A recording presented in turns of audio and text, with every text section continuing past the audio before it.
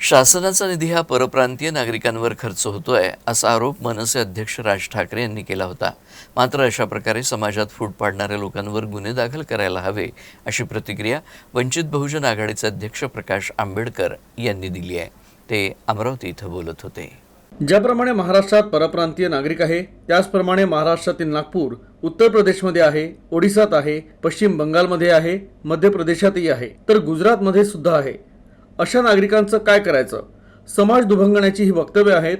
समाज दुभंगला की देश दुभंगतो, अशी प्रतिक्रिया प्रकाश आंबेडकर यांनी दिली. तर अशी वक्तव्य करणाऱ्या नेत्यांवर नॅशनल सिक्युरिटी ॲक्टनुसार गुन्हा दाखल व्हायला हवा, यासाठी सरकारनं हिंमत दाखवावी असंही प्रकाश आंबेडकर म्हणाले. तर बच्चू कडू यांनी कल्पना दिलेल्या तिसऱ्या आघाडीबाबत देखील प्रकाश आंबेडकर यांनी प्रतिक्रिया दिली. ज्याचं काही अस्तित्व नाही त्यावर मी कमेंट करणार नाही, अशी सावध भूमिका प्रकाश आंबेडकर यांनी घेतली. अशा व्यक्तींना मी असं म्हणणार आहे की सरळ सरळ ताडापोटा लागला पाहिजे. बघा, हे ब्रेकअप ऑफ दी नेशन सरकारने मागे पुढे न बघता अशांना सर आतमध्ये टाकून मोकळा झालं पाहिजे. जेव्हा महाराष्ट्रातला माणूससुद्धा यूपीमध्ये आहे, महाराष्ट्रातला माणूस ओरिसामध्ये आहे, महाराष्ट्रातला माणूस पश्चिम बंगालमध्ये आहे आणि महाराष्ट्राचा माणूस प्रचंड मोठ्या प्रमाणात मध्य प्रदेशमध्ये आहे, गुजरातमध्ये सुद्धा आहे. नाही असं नाही. त्यांचं काय करायचं?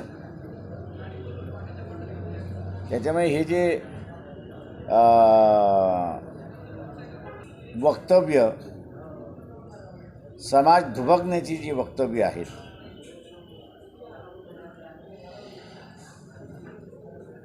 समाज दुभगला की देश दुभगतो. त्याच्यामुळे UAPAचा कायदा जो आहे आणि नॅशनल सिक्युरिटी ॲक्ट तो यांना लागला पाहिजे. आता म्हणा ताडा नॅशनल सिक्युरिटी ॲक्ट ताबडतोब लागला पाहिजे. सरकारने हिंमत दाखवावी. उद्या असणारा उठाव झाला त्या राज्यातून की बा नाही तुम जाओ आणि इकडनं आम्ही उठाव केला की तुम जाओ, काय होणार आहे? किंवा असं आहे